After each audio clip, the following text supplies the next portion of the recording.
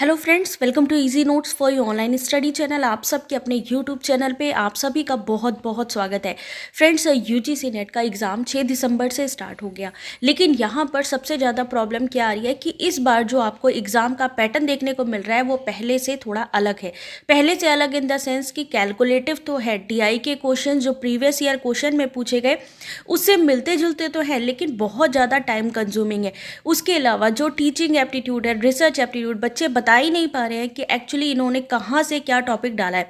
Book से कुछ भी नहीं दिया जा रहा है। यानी अब यहाँ पर हम लोग कह सकते हैं कि हाँ, सिलेबस इन्होंने चेंज कर दिया है। सिलेबस को इन्होंने कहा था कि रिवाइज करेंगे, रिवाइज करने से पहले ही सिलेबस को काफ़ी हद तक इन्होंने चेंज किया है, क्योंकि जैसे पहले पैटर्न आता था वैसा इस बार देखने को नहीं मिल रहा है। बच्चे कंफ्यूज हैं क्योंकि करंट अफेयर, जनरल अवेयरनेस के क्वेश्चंस यहाँ पर ज़्यादा देखने को मिल रहे हैं। नई नई चीज़ें यहाँ पर डाली गई हैं एग्ज़ाम में, और PYQ से क्वेश्चंस तो हैं बट फॉर्मेट भी चेंज है, तो काफ़ी कन्फ्यूज़न इस बार बच्चों को हो रखी है।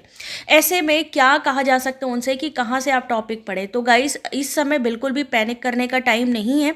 14 तारीख तक आपके एग्ज़ाम है, जिनका भी अभी एग्ज़ाम हुआ है, आप एनालिसिस देखिए उनके कि किस तरीके का पैटर्न आ रहा है। और एंड टाइम पर ज़्यादा कुछ पढ़ा भी नहीं जाता है, तो इस टाइम पर आपको क्या करना है, जो चीज़ें आपको अच्छी तरीके से आती हैं उस चीज़ पर आपको ज़्यादा फोकस करना है, ठीक है। जैसे प्रोटोकॉल्स हैं, उसको आपको पता ही है कि आते हैं, तो उनको अच्छे से पढ़ लीजिए। क्वेश्चंस को कम से कम 2 बार पढ़िए, क्योंकि क्वेश्चंस ऐसा नहीं है कि आप पढ़े हुए क्वेश्चन नहीं है, पढ़े हुए क्वेश्चंस हैं, लेकिन उनको घुमा के पूछा गया है, स्टेटमेंट में पूछा गया है। कहाँ तो उसको एक लाइन में पूछ लिया जाता था, तो उसको अब सॉल्व करने के लिए हमारे पास 5 से 6 ऑप्शन दिए जा रहे हैं। तो हर एक ऑप्शन को पढ़ने में भी टाइम जा रहा है और समझ में भी नहीं आ रहा है कि कौन सा ऑप्शन सही होगा। ऐसे में आपको अपना दिमाग बिल्कुल शांत रख के क्वेश्चन पेपर को काम करना है। कुछ टेक्निकल एरर भी आ रही है, जैसा कि बच्चों की तरफ से बताया गया है कि स्क्रॉल भी नहीं हो पा रहा है, क्वेश्चन पेपर ऊपर नीचे नहीं कर पा रहे कंप्यूटर में। तो टेंशन मत लीजिए, अगर कोई भी टेक्निकल एरर आती है या आपको कंप्यूटर में कुछ समझ में नहीं आता है, तो वहाँ जो इन्विजिलेटर होते हैं उनसे कांटेक्ट करिए, वो आपको इसमें हेल्प करेंगे। अगर आपके सिस्टम पे भी कोई प्रॉब्लम है तो उसको भी वो सॉल्व करेंगे।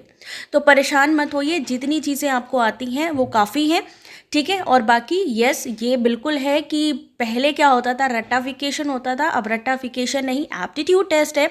तो आपके दिमाग से खेला जा रहा है, अपने दिमाग को शांत रख के काम करेंगे तो DI भी कर लेंगे और थ्योरी के क्वेश्चंस भी।